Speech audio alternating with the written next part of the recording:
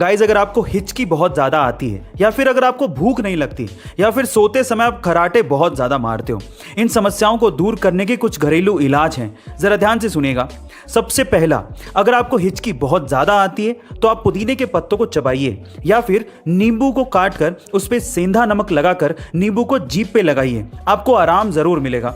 दूसरा, अगर आपको भूख नहीं लगती तो आप गर्म पानी में काला नमक और नींबू मिलाकर पीजिए, आपको भूख लगना शुरू हो जाएगी। और तीसरा, अगर आप सोते टाइम खर्राटे बहुत ज़्यादा मारते हैं जिससे आप भी परेशान हैं और आपके आसपास वाले भी परेशान हैं, तो इन दैट केस आप इलायची को गर्म पानी के साथ लीजिए, जिससे आपको खर्राटे मारने की समस्या दूर हो जाएगी और आपको गहरी नींद भी आएगी।